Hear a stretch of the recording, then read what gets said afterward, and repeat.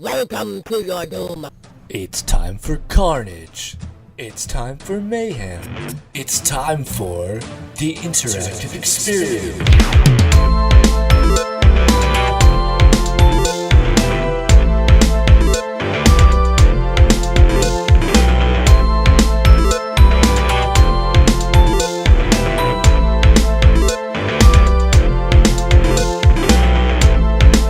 Welcome to the interactive experience for this week. Fuck, what episode is it? 256? 255? 125? I thought it was 127 or something. What number are we on? 120?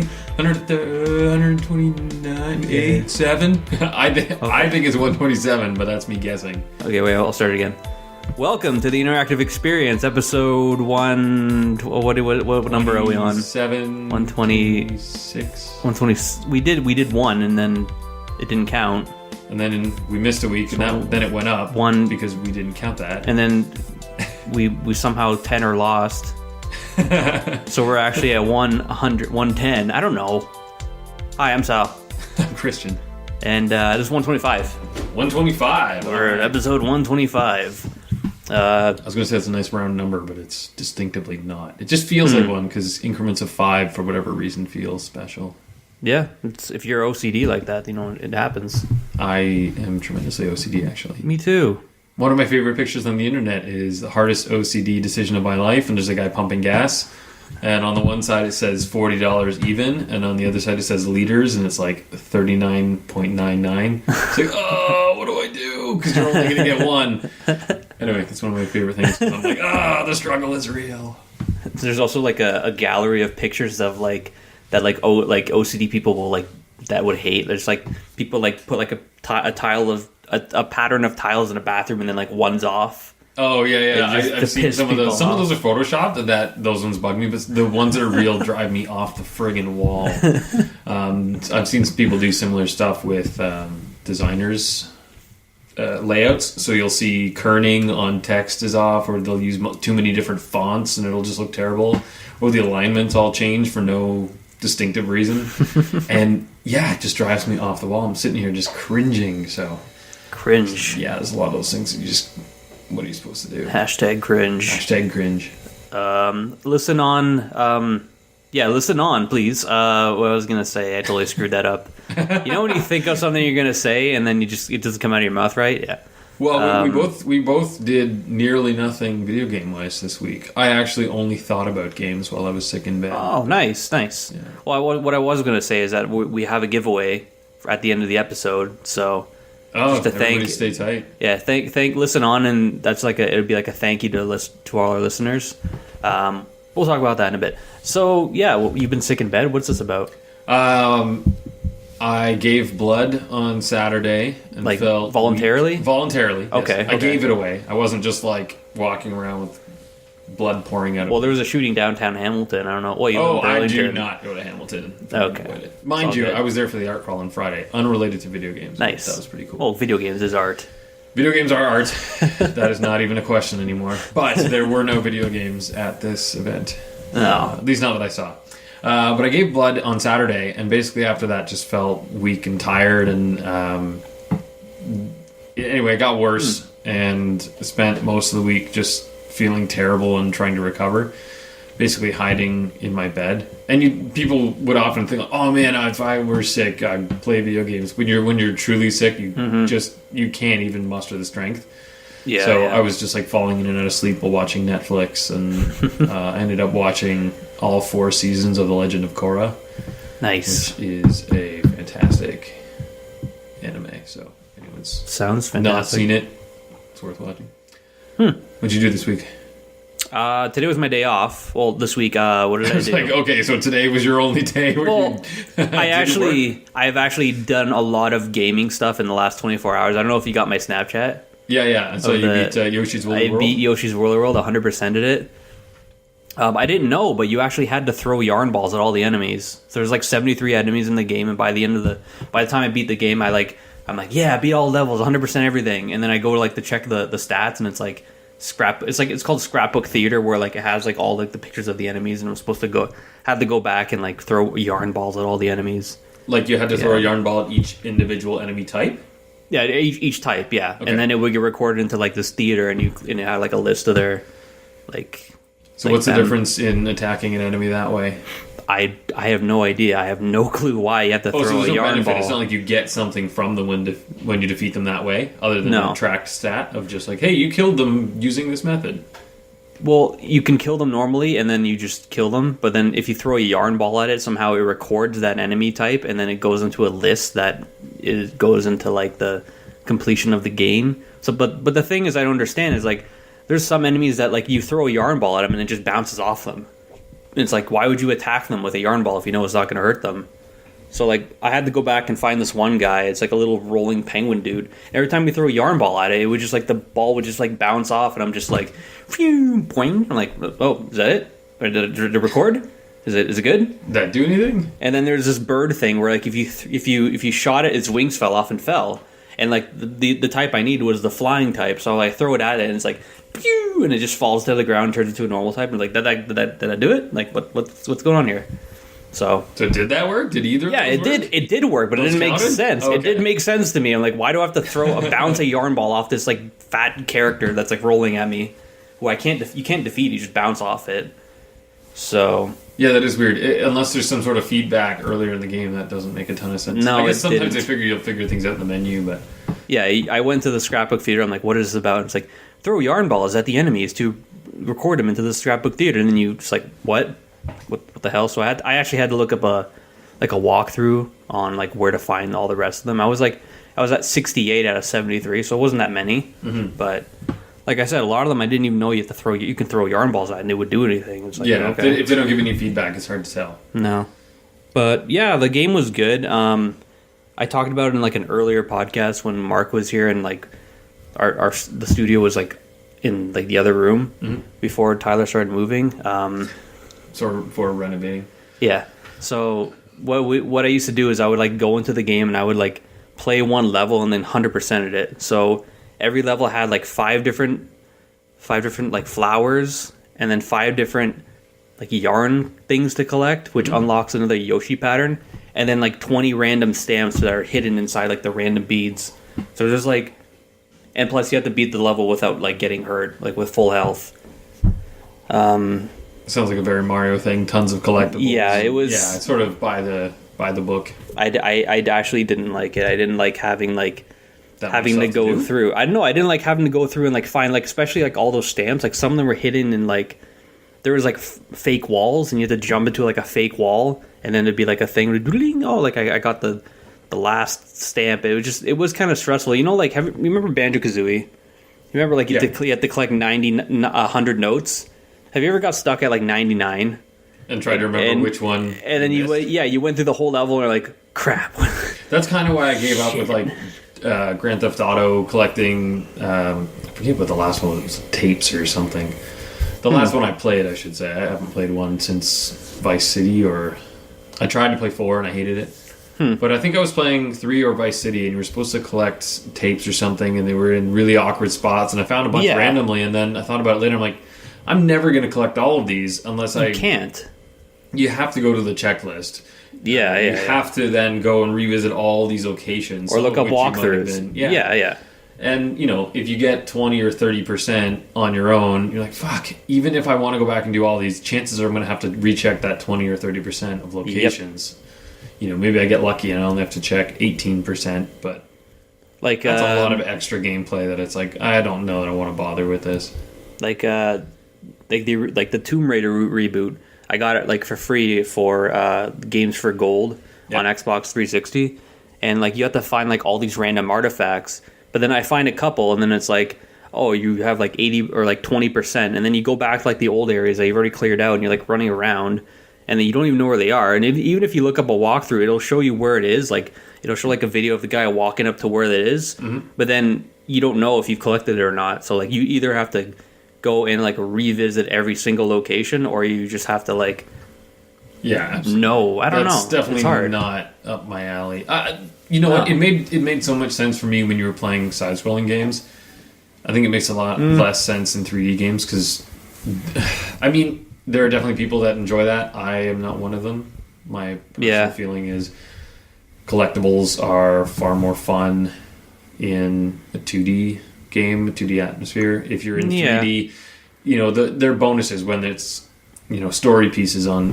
This is the old tripe way of saying, like, you get the videotapes or something, and this is the little extra story I wouldn't have found otherwise. Which is cool, but it's not a requirement. Like, you don't have to do it. And fuck it, you can go look that up elsewhere. It's like getting the additional lore of the world. That's totally cool. True, yeah. But if it's like, hey, you need this to 100% the game. Fuck, man. Yeah, I'm OCD. Don't tie it to completion. Yeah. It sucks. Yeah, then it's really frustrating. Especially if you end up like a 40 or 80 hour game. Like, Christ, I do not want to have to go and do this all again. It's like I was playing Bully. You remember Bully? I remember it. I don't remember ever playing it. I was stuck at like 99.14%, and I finished every single thing. I looked up everything I could. I couldn't find that like remaining, what would it be, like 80.86%. 8.86%. It's like, I just gave up, and I'm like, in my mind, I'm just like, I finished the game. It's 100. Just move on. That's it. It's a glitch. It's a glitch. Yeah, it was probably a glitch. Like I looked it up. Like I did so much research on trying to get to 100% that I'm like, I actually like started like rethinking my life. I'm like, what am I doing with my life right now? Like I could be doing something better than this. See, I have played games before. Like Fez is a good example. I'm trying to think. There was one that used to be on HomestarRunner.com. I don't know if you ever went there with. Oh yeah. So they strong bad in them. Yeah, they made a couple of games, and one of them had a completion percentage, but it was a lie basically. So you could get 100%, but you could also get 101 and 102. Oh, I hate that. And I think Fez, I heard that somebody's completion percentage was like over 300%. What? Okay. Because there's so many additional things they don't tell you about. And I don't actually know if there's a limit. Apparently people were breaking things to get more percentage because they're like, oh, look, it can keep going up. So it might be infinite for all I know in Fez, but it's funny the way some of those things work. And I kind of like, yeah, fuck it. I got 100%. Yeah, I hate that. Like, we should call this episode OCD Gaming. Yeah, well, we're sitting here just like, you know what else I hate? I hate when you can't get exactly this thing. No, because like I got all the way to Yoshi's World, and I'm just like all the way to the end, and I'm just like, man, I didn't enjoy that. Like I was stressing my ass off the entire time because I'm like, oh, I gotta find that 90, like 1 out of 20 stamp things, and you can also pay like in-game money to like have everything kind of just like appear, because there'd be invisible shit that you'd walk by and it goes, oh look, it's an invisible thing. You didn't know it was there. I'd rather if they give you really subtle hints. Like, no, I don't like when it's super obvious, and I don't like when it's completely invisible. Yeah. But even less than that, I don't like Nintendo's current strategy that I've been hearing of, oh, well, we'll just pay us this in-game currency and we'll do it for you. Yeah, that's not cool. What is the purpose of that currency? Is it to buy cheats through the game? Basically, yeah, in Yoshi's World, yeah. That's really not my thing. I don't find that appealing. Mind you, I'm sure there are people who are like, oh, I love having the option. It's like, well, that's what cheat codes used to be for. Now you got to pay for your cheat codes or your cheats in general. That just kind of irks me. Like, it kind of gives me this weird, uncomfortable feeling of like, oh, microtransactions. Yeah, we're just going to keep billing you for stuff. That's the feeling it gives me. I know that's not what it is, but that's how it feels to me, and that bugs me. And I never opened that Woolly World amiibo, and I never used it because all it did was just make the game easier. And the game was already pretty much easy. Yeah. But did you enjoy it before you had to do the collecting? Like, I'm imagining if you finished it, you must have at least found it entertaining and amusing. It was entertaining, but like it wasn't until you saw the completion percentage, and then you're like, fuck. I finished the last level, and I'm just like, oh boy, I gotta go fight all the bosses again. I'm like, and then I go back to fight all the bosses, and I'm just like, oh man, this is, and like it. I don't know if it's because they're spoiling the game, but like you fight all the bosses at the end of the game. It's called that you open a boss tent, and you fight all the bosses, but all the bosses are like, their speed is like doubled. So like they're moving twice as fast, whereas you're still limited to like the same speed as Yoshi would go at. Mm-hmm. So it's like a lot of the bosses were like just stupidly like hard to do, and when you finish them, you unlock like 3 more pattern Yoshis, and then when you finish that, there's like this last stage, and then when you finish that, it opens. What does it open? You get like another Yoshi, and then it's like, well, when does this end? When am I going to finish the game? Yeah. And the thing with Woolly World is like, or Nintendo in general, it's like there's the grading system. There's like bronze, silver, and then gold. But then somehow platinum is always better than gold. Like, you never notice that? There's like... Yeah, I'm not sure what you mean, but what do you mean the rating system? For quality of game? Or like in-game, like if you finish a level and it's like it grades you, there's like A, B, C, and then S is always more than A, and then the gold is always... Yeah. I don't understand that. I actually don't like when games do that either. I found it really frustrating doing Devil May Cry. Like, oh, sorry, you weren't good enough. Like, you know what? I don't need you judging me while I'm playing my games. It's like having a shitty audience.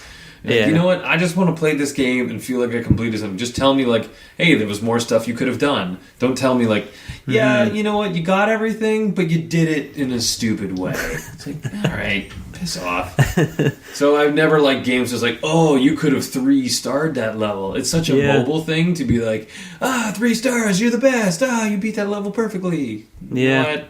Screw off. Just, I beat it or I didn't. Don't give me attitude about how I did it. Yeah, what game was like that? Mario Kart, like all the old Mario Karts, to get 3 stars in a cup, like they don't tell you how. You're just banging your head against the wall trying to figure it out. Which ones had the rating? I just remember if you finished in a certain ranking, it would give you like an overall ranking for the circuit. Yeah. And then you had to finish like first, second, or third in the circuit to move on to the next one. Yeah. It was first. So to third or just first? Yeah, so you get like a cup, like gold, silver, bronze, or whatever. Mm-hmm. But then it grades you after that. So like in Mario Kart Wii or Mario Kart DS to like current Mario Kart, you can get like 1 of 3 stars, and then if you get like a star on each one, then like the star would appear next to your name. But in Mario Kart Wii, they didn't actually like I looked it up online. Apparently, like if you touch the grass, then you can never get 3 stars. So like I never knew that. So I'm going back and playing all these games, and I'm like, don't touch the grass. I touched the grass. Restart. Yeah, it's that. So I turn my OCD off when I play games because it just it kills me. Like I can't do it. I cannot deal with that kind of thing. It's terrible. I need to know that I'm going to play this game. I'm going to have fun. I'm going to make it through. The only thing that I know I used to do when I had access to strategy guides, because those are my fucking favorite. I love those. I would buy a game and about a strategy guide, and that was my thing. I was like, I got this bitch and pair. Fuck yeah. And I would look up, okay, what weapons do I definitely want? And then I would say, okay, so this boss has this weapon, and I can only get it by stealing. Okay, I'm going to steal this weapon from this boss. Mm-hmm. Okay, I can only get this weapon if I go to here. Like Final Fantasy VII, I remember replaying I think it was like Space Shuttle launch section, and you had to input a 4-character code or 6-character code at a certain time, but you don't get feedback on whether your button presses were entered. I hate that. Yeah. So I knew what the code was, but it didn't seem to be working. So I spent, I don't know how many restarts it was, but probably an hour's worth of gameplay of going through that launch, shutting it off when it failed, going back, playing through the story up to that point where like there was no save spaces, and then redoing that launch. Let's say the code was X circle triangle square. I would just do that over and over and over and over and over and over and over during the entire launch. And then I just remember this one time I was just like blind. I'm like, this is never going to work. This is never going to work. Somebody's probably lying. This isn't even the code. They probably misprinted the strategy guide. Ding. Fuck, I just got Bahamut. Oh my god. Nice. And I lost my fucking mind. And I was so happy. Awesome. And yeah, that's about the only OCD thing I have in RPGs or games in general is when I know there's a thing in those spots, and it was usually triggered because of strategy guides. But if I don't know that this thing is there, I'm not going to go looking. I'm just going to keep playing and enjoying it. That's why I liked Diablo 2 so much. You know, all the loot drops were random. You knew there was a chance of really good stuff coming from certain bosses, but you couldn't look up and say, okay, this guy will drop this if you do this. It's like, this guy has a chance of dropping X when you do X, or you drop this or that and this. Fuck it. I went through, I played it, I beat him, cool. I got this thing. All right, moving on. Wait, what year? Just keep going through and going. What year did that game come out? The Diablo 2? I want to say 98, but that's just what immediately popped into my head, not what I know. Because I know this is weird. I know it's kind of weird of me to say it, but I always thought that random loot mechanic was like from the newer games. Oh, like, yeah? I actually thought that. I didn't think that like that people thought about that. Oh, I'm pretty sure I never it was played in these kind of original games. Diablo, and I Oh, don't wow. actually know when that was released. I have a really bad sense of time, so if you're like, hey, when did that happen? I'd be like, last week. They're like, 2 years ago. Like, you sure? I'm pretty sure it was just a couple of months ago. Like, when did microtransactions actually happen? Was that that Candy Crush? Did Candy Crush do that? Or Smurfs Village? Smurfs Village was, I think, one of the first most popular ones, but it was definitely a mobile thing. Like, as soon as people came out with mobile games where $1 each. Well, it was a race to the bottom, then it was free to play. Yeah, I remember that. Yeah, it was $1 each, and then it was Team Fortress. I want to say Hats or Maple Story before that. Yeah, I think now I maybe just keep Maple going back and back and back. But I know Maple Story was a huge thing when I was in school for game design. But I'm pretty sure Team Fortress had done it before then. Basically, you would just pay to decorate your characters. Yeah. Those were like the first microtransactions. So definitely before Candy Crush. But crazy. It definitely became a huge thing in mobile, and that is that game space. It's just, hey, look, we can get more money by using microtransactions. I hate that. Yeah, it's kind of gross. Like, I just hate that idea, that mentality of, hey, we'll get more money by doing this, and that's all that matters. So when you have investors behind you, that's what matters. Whereas when you just want to make great games, you just make great games. I hate when I play a game, like Need for Speed No Limits was an example. I hate when I'm playing a game and I know that I get a sense of like the design of the game, and it's like I have to spend money to keep going. I miss the time. I miss when I used to just buy a game and then like you can just get through it like without spending any more money.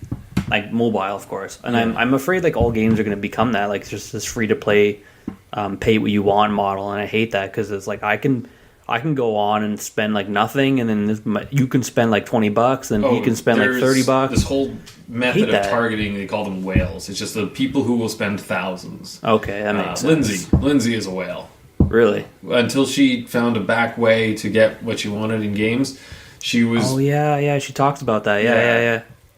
So she was just like feeding her addiction.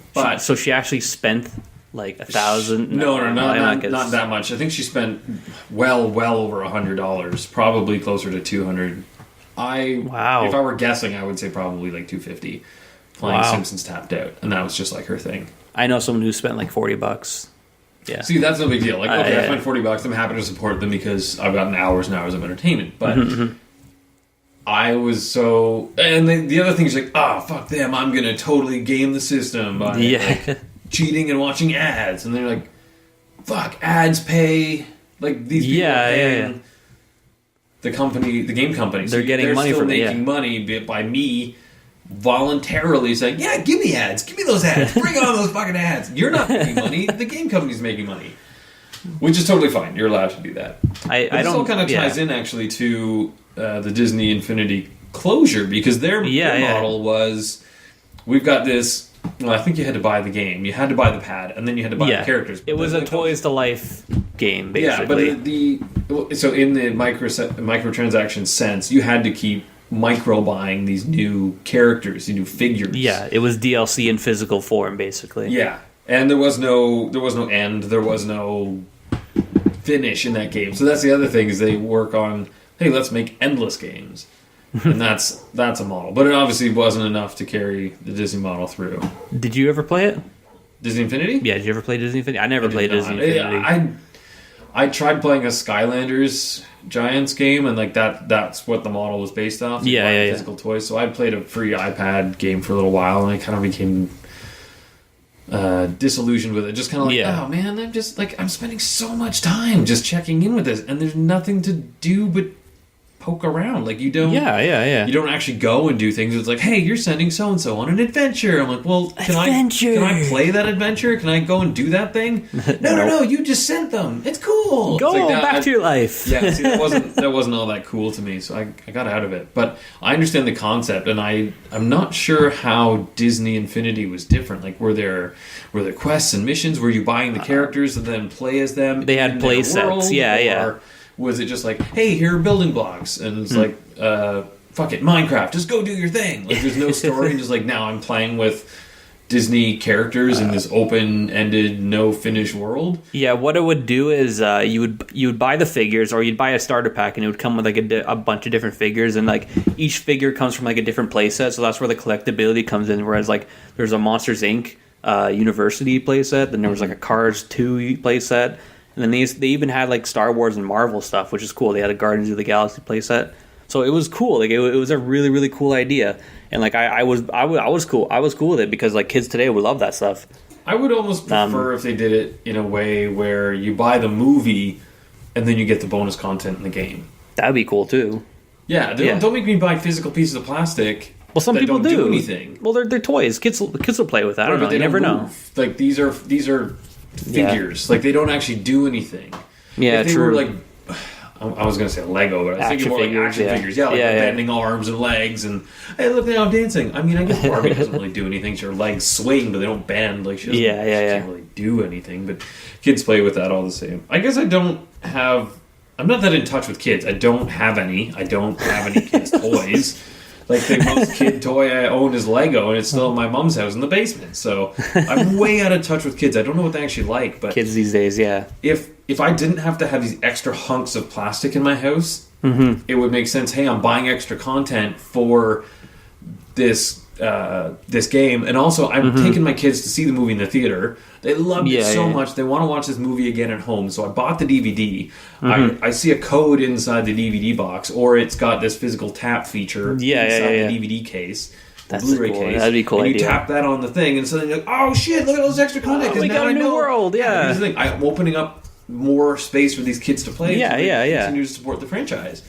It's like you go take them to see Inside Out, then you buy them the Inside Out playset, and then all of a sudden, like their life evolves around Inside Out. It's like, oh my gosh, it's amazing. Let's watch Inside Out, and then like the brother goes like, no, let's play Inside Out. Let's make our own story. The game, yeah. All this bonus content. I think that would be more interesting. But I'm not a kid. I'm not a parent. I don't know how kids are actually using these things. Man, kids actually playing with toys, like stomping them around, and then because I imagine it's more fun to play in the game world because you. Oh my god, it's moving! It's alive. Whereas I've got this static toy and I bounce it around and pretend it's walking. Yeah, I've searched Amiibo on Vine like a while back, and I just saw a bunch of kids like playing with them and like literally just making their own adventures and shit. Look, Mario's got his fireball out. He's throwing fireballs. Yeah. Okay, when is Mario not throwing fireballs? You know, he saves Peach and he's throwing a fireball because he can't stop. It doesn't move. No, but like kids are stupid. I was gonna say like I still remember being 12 because I always think back to when I was a kid. 12? I don't actually remember. You're what older. That would have looked like. How old are you?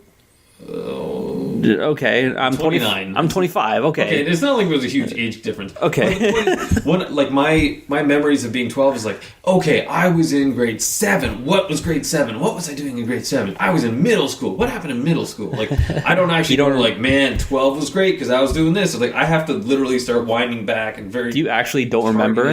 No, I don't. Wow. When I was like in my teens, my parents were like, you don't remember when you were like 7? You don't remember when you were 10? I remember when I was 7. That was when like fucking Ocarina of Time came out and Banjo-Kazooie was out. Like all these amazing games came. Okay, well, yeah, mattered. Like yeah. When you were 7, I was 7. We're two different things. Yeah, I never had to care about when things happened. Yeah. Because my parents always looked after things in the future. My parents worried about things that happened in the past.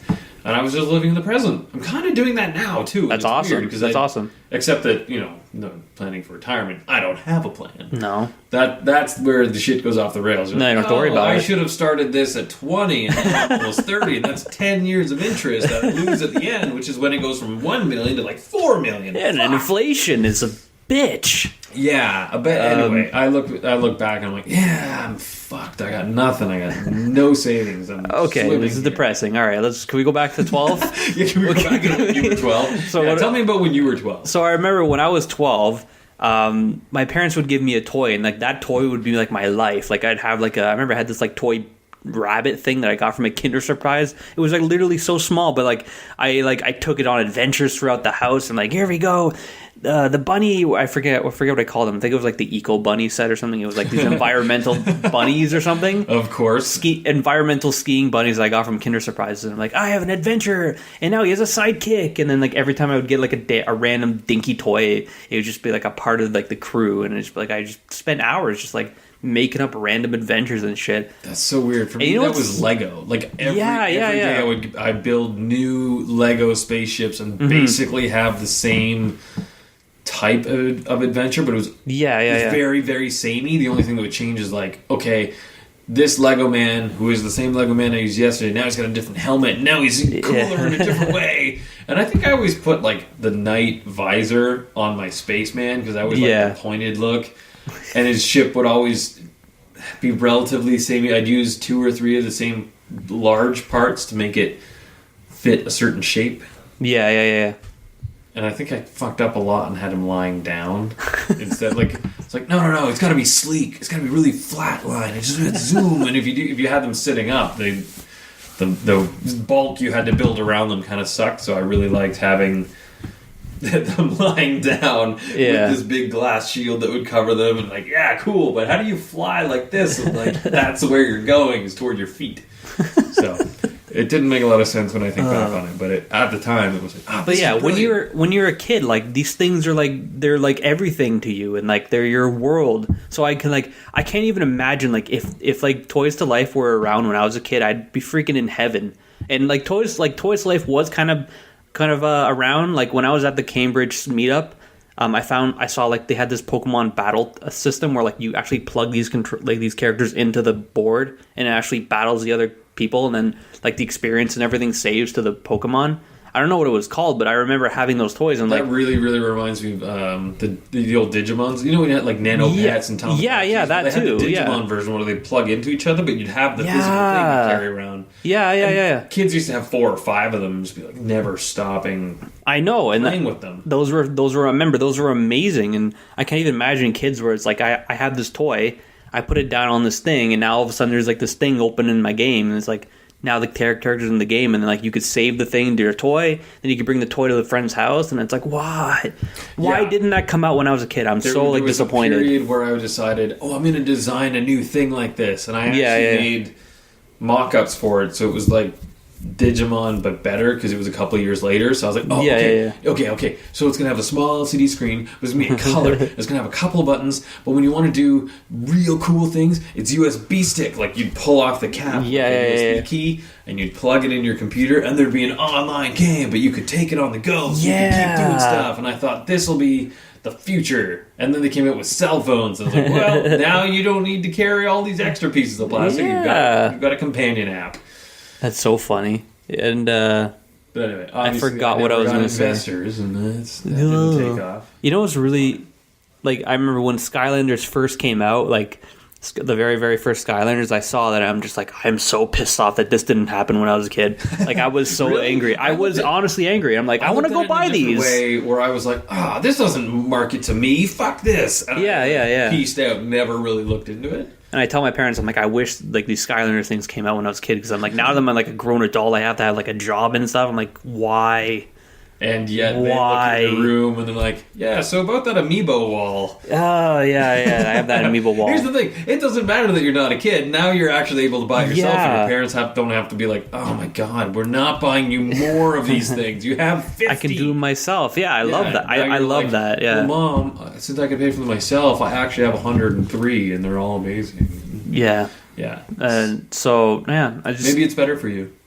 It's better for you. It's sad that they actually had to cancel Disney Infinity, because I thought it was a really cool idea. But you were never supporting it, so I was never supporting it because I didn't know. Maybe all on you. I didn't because I didn't know how to I didn't want to go into the Best Buy and just be like, oh, Disney Infinity, I'll buy some figures today. But you're totally doing that with I'm totally doing that with me because I thought because I had an excuse because they had value. I'm like, holy shit, I can flip a gold Mario for $200. like the day after it came out. What? I'm totally gonna get all these amiibos, and I'm like, oh, see, I'm collecting. And then when people come over and be like, man, why do you got all those toys, bro? You're like 25. I'm like, yeah, but I can sell this one, resell that one for $100. I can resell this one for $80. Maybe I feel good about it. You should actually sell them now while they have value, because in 3, 4, 5 years they might have zero value. That's what everyone makes fun of me now. Now people make fun of me about that. Oh, I'm just like, I have the baseball card mentality of like, hey, remember when we all thought baseball cards were going to be like the fucking thing? Yeah. And now you can't give them away. Nobody gives a shit about baseball cards. True. That's what I worry about when you start collecting something like that. Yeah. Like you get so on board. Oh man, this is where collecting is at. I'm going to go and buy a console day one, turn around and sell it. Like people were doing that with iPhones and iPads and making a killing. Yeah, flipping them. Yeah. Well, Apple figured out, oh, okay, we have to make sure that doesn't happen. So they like release them globally, basically at the same time. Yeah. And they find ways to not screw over the people who really want them. Yeah. That's good. Because it's so detrimental when the people who are actually benefiting are the scalpers and I don't want to say scammers, but the people who are able to game the system. I know when Amiibo first came out, that was a big thing. And I wonder what's going to happen with these Disney Infinity figures. Like, are they going to go like up in value? Like, am I going to go to a swap meet and see like someone with like a complete like Disney Infinity collection? If you can double your money, do it now. Yeah, are they going to all go on sale? And then like in 10 years, are they going to be worth like a fortune? Like, no, I'm wondering I think in 10 years, the most rare is probably going to be worth a good chunk. Which would be, the only thing that says otherwise is like the Nintendo Championship cartridge, like when they tournament. And here's the thing, that's a shitty cartridge, but because there's so few and they're so rare, and it was like, oh, this is like when Nintendo first started, that's why that shit's rare. But like Amiibos is just like one of those stages. You're not like going and collecting like, oh my god, remember that rare Wii controller? Remember Marth? Yeah, you're not going to go back and check that for this one random accessory to a console generation that happened. Like nobody's looking at Robo-Rob and be like, oh fuck, I need to buy that for thousands because there's so few and they're so old. They're looking at them now and be like, yeah, that it doesn't do anything. It's kind of stupid. Like it'd be a novel thing to own, but $500? Nah, fuck that. Yeah. So your Amiibos are worth something now. Get something for them now. Yeah, Unless you gain pride and happiness from like, oh, look at these things. If it doesn't, I forget the thing. If it doesn't bring you happiness, if you don't love it. And there's a third one. Basically, it's like the 3 rules of junk. If you have stuff in your house that doesn't meet these 3 criteria, get rid of it. Okay. If it doesn't serve a purpose, if you don't love it, or I forget I can't remember the third one. It's all good. Not important. I had to read a thing on clutter, and I had a really hard time. Going, but it's useful. I'm not using it, and it doesn't actually do anything since I'm not using it. So I'm starting to get rid of that stuff. It is. I feel kind of like because I'm not really doing anything with the Amiibos. I'm just looking at them. I just bought them because I wanted to. You wanted to have them. I wanted to have them because I remember when I was a kid, I would always go to like this toy store. I'm like, I want that toy. Yeah, I want that, but now I'm like an adult. I'm like I could buy it, but like now that I buy it, I'm like I'm not a kid anymore. But it's like I want to be a kid, but I'm not a kid. I want to be a man, bruh. I think we're all seeing the inner Sal today. Yeah. Okay. This is interesting. It might be the coffee. I don't know. As soon as we started the recording, I watched you chug the rest of your coffee. I always buy the smalls because they're instantly like they're done. Because I'm so used to coming to work late. And there's like literally a Tim Hortons around. I think there's a Tim Hortons outside of everyone's workplace. I can't imagine there isn't a Timmy's nearby. Actually, in Toronto, that's not true.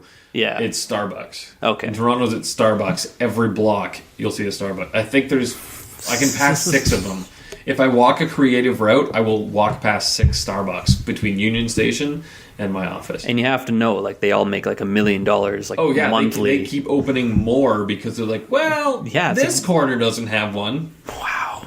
That's insane. Yeah, it's wild. But the small ones, they cool everywhere. They cool quicker, and they're quicker to drink, and then that's it. They're done. You're good. Yeah, if you get your little shot of coffee. And the OCD in me is that they're $1.50. So now I can like count my change and be like, okay, that's 1 coffee, 2 coffee, 3. Because $1.70 for a medium, it's like, okay, that's an odd number. Fuck. $1.73. God damn. Yeah, I would really hate to have very odd prices. Thank God they got rid of the penny in Canada. So now it's like nickels and dimes. Like nickels and dimes quarters. Cool.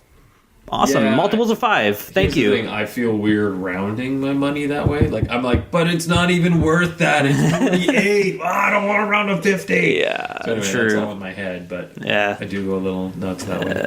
Okay, yeah. So I think we should move on to the giveaway. But let's do it. How are you one doing thing, one thing I wanted to say, I didn't really end.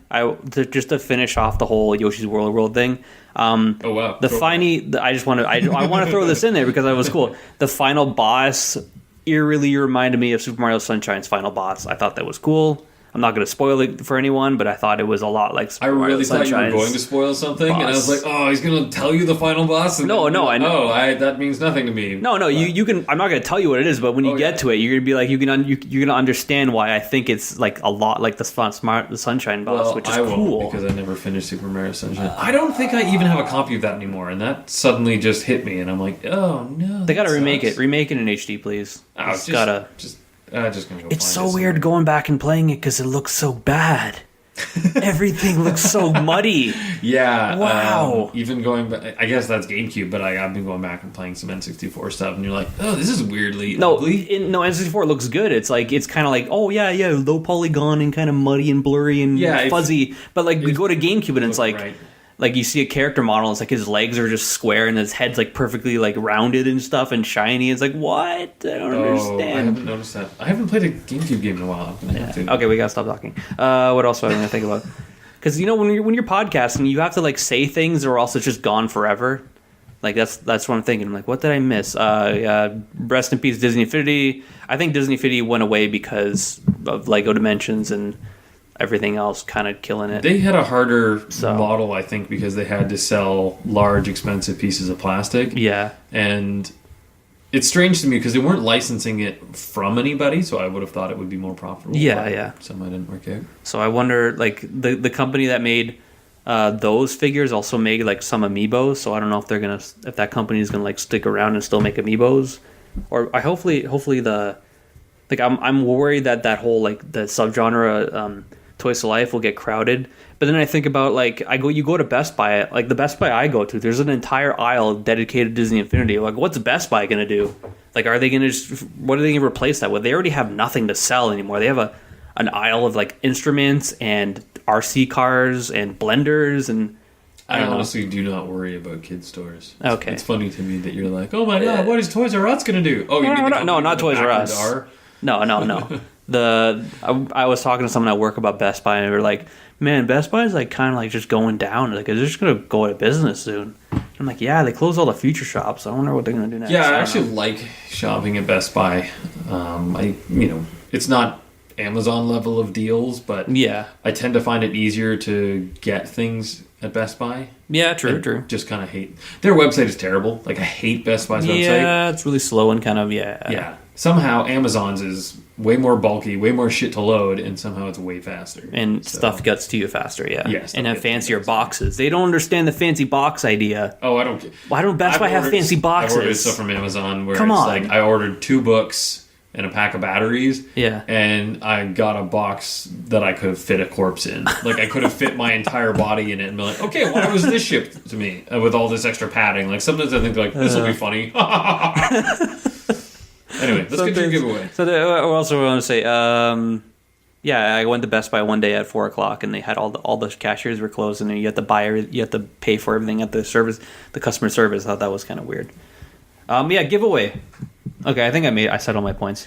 So we have Interactive Experience has an Instagram account. Have you checked it out, Christian? I have been on it, and I have noticed that we like each other's stuff. Post a lot of gaming related stuff. Let me give you guys the correct spelling because this will tie into our giveaway. Basically, starting now, like as soon as this podcast goes up, and I'll put a post on Instagram about it. But we're gonna do a giveaway because we're thankful for you guys listening to our podcast, and hope you guys enjoyed the last podcast with me, Mike, and Sean from Just Saying Podcast. I listened to the first half, and then I had to get back to work. Oh, you have to work? Well, I'm generally at work when I'm listening to a podcast that I don't have on my phone. Okay, so it is Instagram.com/interactiveXP. That's INTERACTIVEXP. And starting now, if you follow and like or comment or whatever, we're gonna write down your name, and then we'll do like a draw, basically, right? Yeah. So, this is the first I'm hearing about it, so I'm thinking. Yeah, so I'm like, okay, so what are we giving away? So what we're giving away? Post a photo. Yeah, I'm going to post about it. Indicative of this giveaway, and then we have everybody. I think they should comment. Should they comment, or I think comment on the picture, and follow. And if we check that you're not a follower at the time we're doing the draw, we'll just go to the next name. Okay. Write down all the names on paper, put them in a hat. After when we gather to record next Sunday, cool, we will do a draw. Yeah, and then we'll give away on the podcast. Yeah, it'll be cool. So I'm going to keep track of everyone following after this, and then because I want to get more followers on our Instagram page so that we have more discussions and stuff on the photos and stuff. And Instagram, so you gotta follow. It's awesome. You gotta follow. You can comment on this photo that goes up. When this goes up, look for the photo from the same day as the podcast release. Yeah. And comment on that one, and make sure you're following us when we go to announce. And please put feedback on it. That'd be cool. Tell us what you guys think of the podcast. That'd be awesome. Not on the Instagram account, but tell us what you think anyway. No, on the Instagram account, sure, yeah. And what we're giving away is, let me give a little backstory. So mid 2015ish, I have a buddy who, I don't know if I told you, he bought a holographic Charizard Pokemon card for like $5,000. Did I talk to you about that? No, who spent $5,000 on a Pokemon card? It was a shadowless Charizard. This is recently, but he was starting his whole Pokemon card collecting thing back then. And we're giving this $5,000 card away. Yeah, we're giving away that. No. We robbed him, and now we're giving his shit away for free. Basically, I bought 2 booster packs mid 2015, so they're 2015-ish Pokemon card booster packs. And I opened them, I pulled them out, I looked at them, and I put them back in. So they're opened, but I'm not gonna collect. I gave up on that whole idea. I'm not gonna collect Pokemon cards. Screw that. So I have 2 Pokemon card booster packs that we're gonna give away. We'll mail them in an envelope to someone or something. I don't know. Maybe we'll shuffle them up, and then we give 3 to this person, 3 to that person. I don't know what they're worth. You gotta give the whole pack. If you were to grade them, they'd be probably a 9 to 10. I haven't touched them. They just put them back in the pet. I'm just I looked at them and I instantly got depressed. I'm I don't want to collect Pokemon cards again. This is so. I'm older now. I'm going backwards. Well, they've been opened but not looked at. All right, so you're gonna get comment, follow. We will draw. And then after this, we'll do more giveaways because I recently got a Humble Bundle and I got a bunch of leftover codes for games. Oh yeah, we can give away. And do you have codes for games? Yeah, we'll give away codes. I've got extra keys. Comment, send us emails. Yes. We'd love to interact with people more often, quite frankly. Yeah, it's a great experience. Interactive experience podcast. It's a great interactive experience. Yes. So joke. Okay. I think we're done. I think we're done. Thank you guys for listening. Instagram.com/interactivexp. Please blow our shit up. Like our shit. We'll like your shit, and then we'll shit. And then take pictures of our shit. No, we're not gonna do that. I don't know. I just don't want anyone taking it literally. Okay. That's not. I'll edit that out. All right. Bye. All right. Yeah, that's our outro. All right. Done. Our outro is hilariously bad.